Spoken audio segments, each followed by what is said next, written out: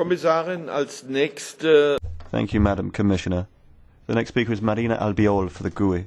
Bitte. Gracias.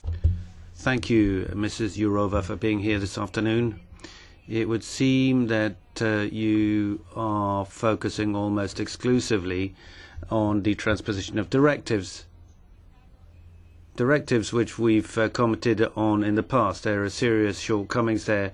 The final beneficiaries can dodge the requirements to provide information pretty easily. So my question is, how are you going to tackle the problem of tax evasion if final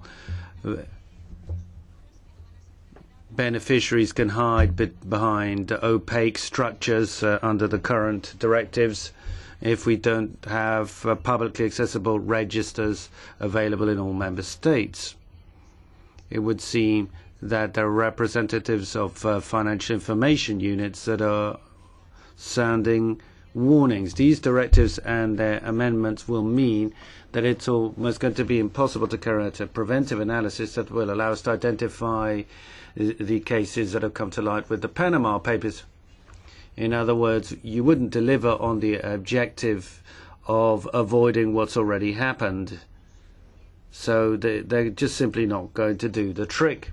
And as for the lists, it's well known that some countries manipulate their tax systems with the unfair aim of attracting capital. So we'd like to ask if it's good enough to just have this blacklist of non-cooperating jurisdictions.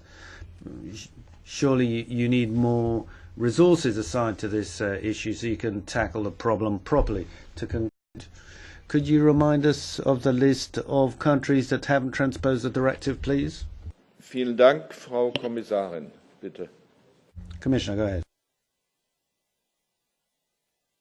Yes, again, I am here to explain what we do in or against money laundering. So I will refer to this. What we need to do to strengthen the position of the obliged entities which have the right to request information and to enforce or strengthen or enlarge the duties of those who should provide such information.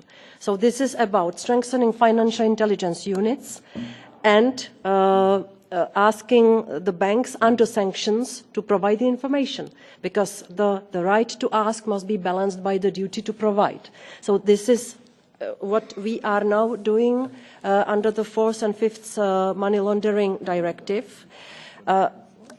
Once we do this in European Union, we cannot help too much that such standards and such rules will be applied in third countries, including the United States. So here we have to use all our powers in international organisations to impose a continuous push on third countries where we see that the transactions are directing to have similar standards, because this is the main loophole which we have, that we do not have any jurisdiction over the countries where the transactions go. So the only way we can prevent from doing such transactions, the suspicious people or companies or those who want to launder the money, is to strengthen the control, and this is exactly what we do, obliging the banks to provide the information and obliging the public authorities to require such information and to act. I cannot see any other way.